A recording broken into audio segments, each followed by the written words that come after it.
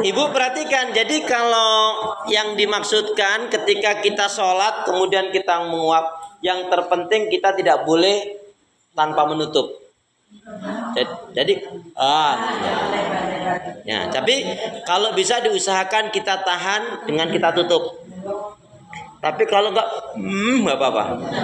Yang penting jangan sampai geleng-geleng. Kalau itu menguap itu tidak lumrah saja. Tapi kalau yang terpenting yang dilarang itu ketika kita menguap, ya, kemudian sampai nah itu yang nggak boleh. Nah, itu yang nggak boleh. Tapi kalau kita sampai menahan, gitu nggak apa-apa. Atau berarti nggak apa-apa. Itu Bu. Tapi kalau itu nggak boleh. Nah, itu nggak bolehnya juga bukan dosa tetapi makruh. Ya, makruh itu kan sesuatu yang sebaiknya kita hindarkan. Ya. Jadi intinya kalau memang ada loh Bu, memang ada yang rajin sholat tapi hampir setiap sholat subuh itu nguap terus tuh. Ya. Dari awal tuh. Allah. Ada yang kayak gitu loh Bu. Ya alhamdulillah ya. Tapi kalau itu tadi memang tiba-tiba spontan, ya itu yang penting satu kalau bisa kita tahan dengan menutup ya dengan tangan kanan Bu. Ya. Kalau tangan kanannya sakit ya tangan kiri nggak apa-apa. Gitu Bun. Jadi prinsipnya kalau diperintahkan kita pakai tangan kanan. Tapi kalau tangan kanannya tadi sakit ya pakai tangan kiri nggak mengapa gitu. Nanti kalau nggak diterangkan gini, waduh tangan kanannya sakit gimana ini? Nah gitu. Jadi gitu Bun ya. Nah, ini pertanyaan yang menarik. Tapi intinya yang penting usahakan kita tadi kalau terpaksa nguap kita tahan ya dengan tangan tutup tangan. Tapi kalau nggak begitu juga nggak apa-apa. Baik, silakan di belakangnya. Ya, silakan. Boleh dari Anggrek Mawar Melati? Ya. Silakan grup Cempaka, grup Kamboja yang rumahnya dekat kuburan siapa? Silakan. Nah. Silakan kalau ada pertanyaan yang lain. Bunda silakan Bun, tadi kayaknya mau tanya tadi. Ya. Ya, grup Ros silakan grup Ros. Boleh tentang sholat. Ada lagi yang lainnya? Kita masih menunggu 2 menit setengah lagi. Kita akan mulai ini, akan berlayar. Ya. Bunda tadi kayaknya mau ditanyakan, silakan Bun. Iya. Silakan Bun. Saya dari Jati Asih aja Bu. Dekat aja saya Bu. Saya itu Bapak Ibu Solo. Tapi numpang lahirnya Pekanbaru Riau. SD di Lampung, SMP SMA di Solo baru ke sini Bu gitu. Masih asli Indonesia kok. J. Solonya saya lamanya di Semanggi. Semanggi pun Wingking Kostati, Pasar Kliwon sak menika Sampangan. Wah, nggih ta. Jenengan sangkrah. Masjid apa itu? Oh, situ Masya Allah. Masjid encik-encik itu ya. Oh iya. Alhamdulillah. Ya, silakan Bun. Bunda, gimana Bun? Ada yang mau ditanyakan silakan Bun.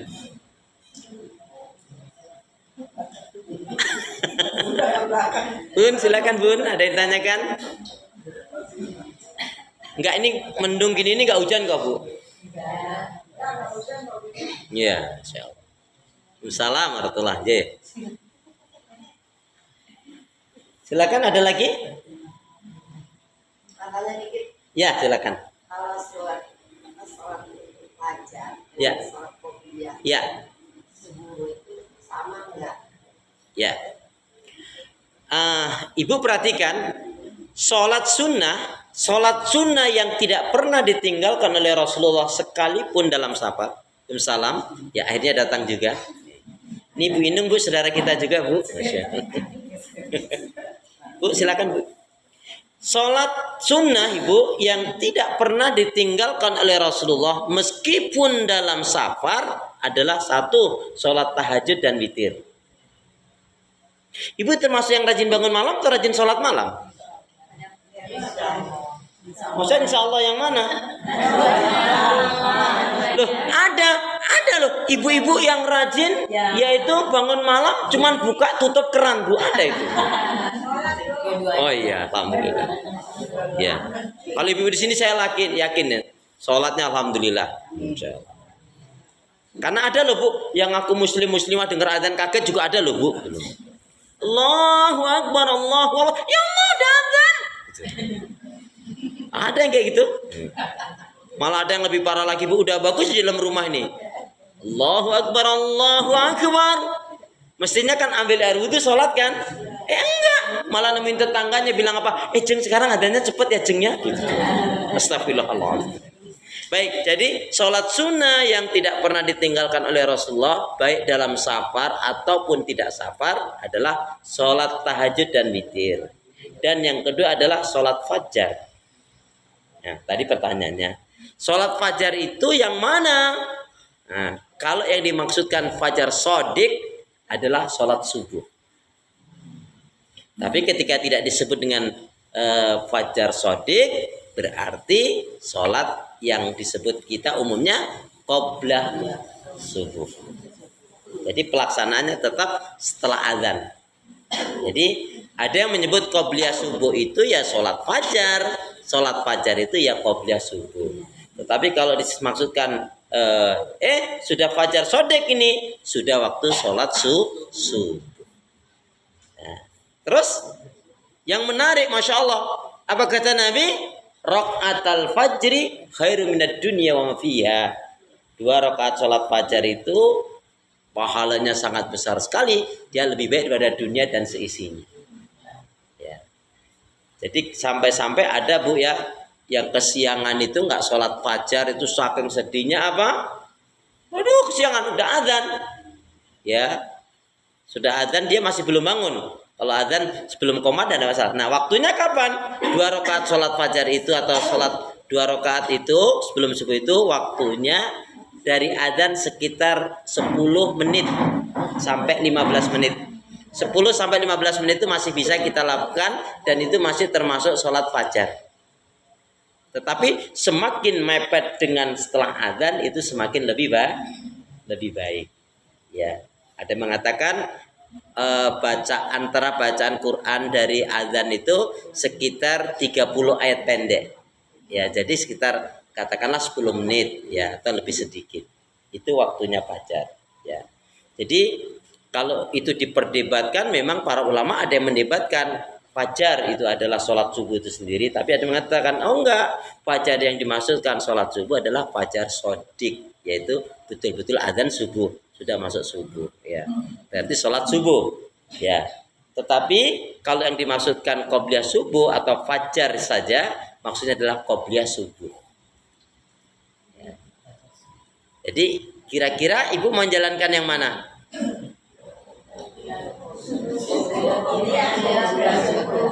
Ya dua-duanya, qobliyah dan sholat subuh. Masa qobliyahnya iya, subuhnya enggak? Atau subuhnya iya, qobliyahnya enggak? Ya sayang lah Bu. Apa itu sunnah? Apa itu sunnah? Sunnah itu dikerjakan berpahala, ditinggalkan? Ya udah nggak usah sholat duha, nggak usah sholat semuanya kalau gitu.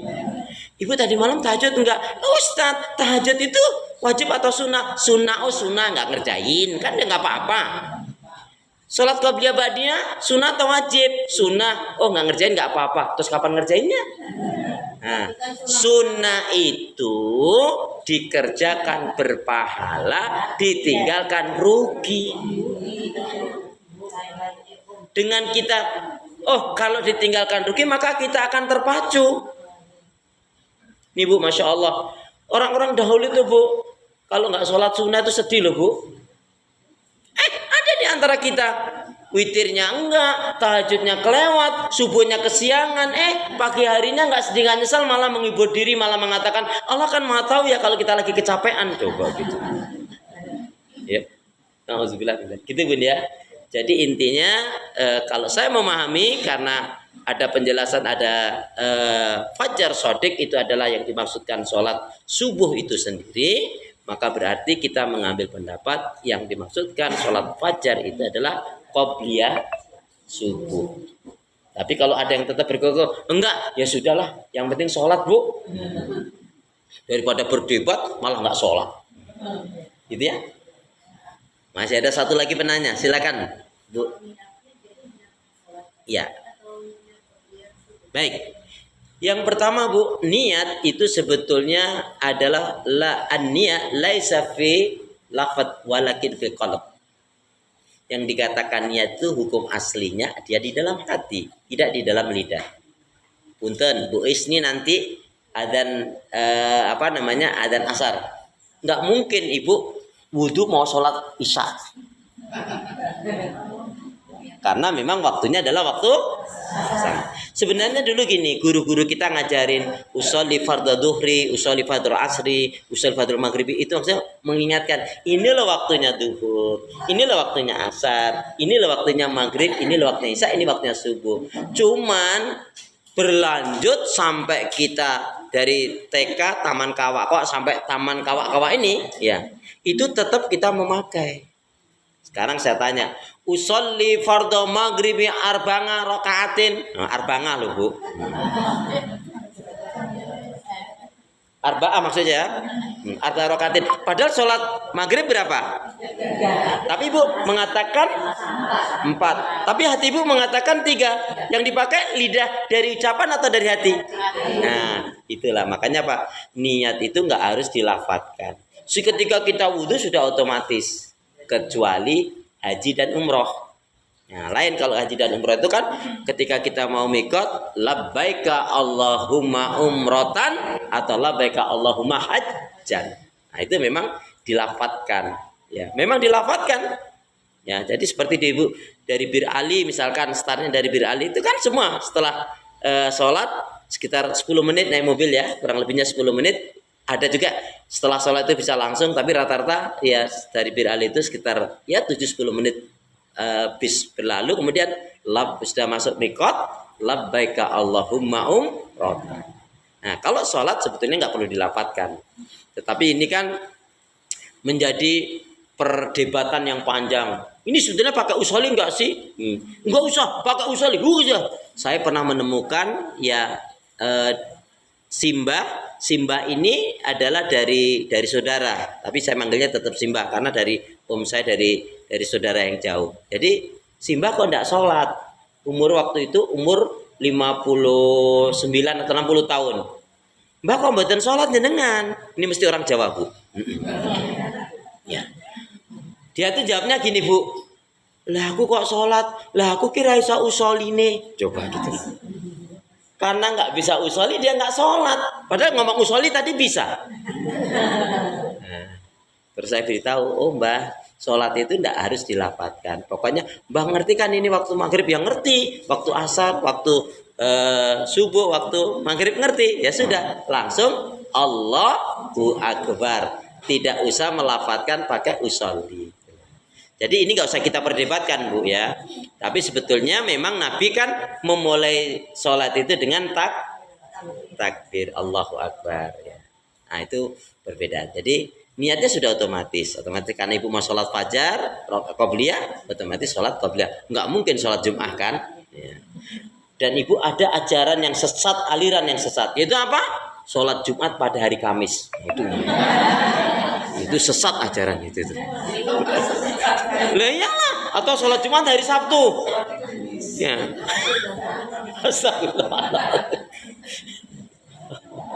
Begitu, Bun? Ya. Kita mulai ya. Nyempil. Kalau mumpung lagi fajar. Nah. Jadi ini kan saya kadang-kadang suka sholat di masjid subuhnya. Ah. Kadang-kadang dari rumah udah azan sampai sono mau sholat tahiyatul masjid dulu atau sholat fajar dulu? Salam. Nah ini menarik ini pertanyaan. Ini Bu perhatikan. Bu perhatikan. Amalan sunnah itu satu niat, satu pelaksanaan bisa 3 niat. Sudah apa maksudnya?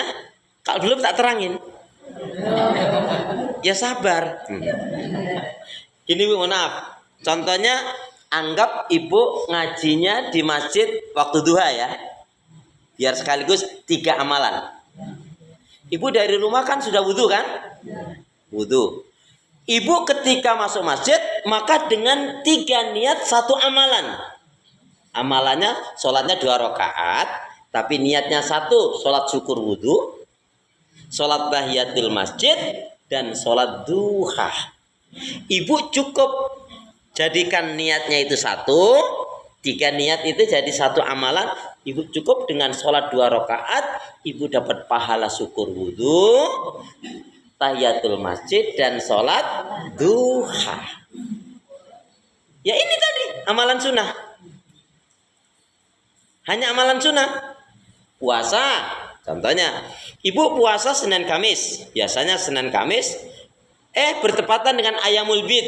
Nah ibu mau nyambung itu, maka ada di antara Senin atau Kamisnya itu ada dapat 2 pahala. Arafah jatuhnya itu hari Senin atau hari Kamis. Ibu niatkan, saya niat puasa Senin dan sekaligus puasa Arafah. Maka ibu dapat 2 pahala. Yang nggak boleh kalau itu adalah amalan wajib. Kalau amalan wajib nggak boleh digandeng-gandeng. Contohnya ibu nyicil, yaitu nyicil bayar utang. Kan wajib kan? Nah, saya nyicil bayar utang sekaligus nyicil Ramadan yang akan datang. Nggak boleh. Wajib dengan wajib ya. Nah, jadi kalau bayar utang ya bayar utang. Nah, kalau Ramadan ya Ramadan. Nah, karena dia wajib. Nah, sholat sunnahkah, puasa sunnahkah, semua amalan-amalan yang sunnah itu bisa digandeng. Itulah kemurahan yang Allah berikan dan kemudahan yang bisa kita lakukan.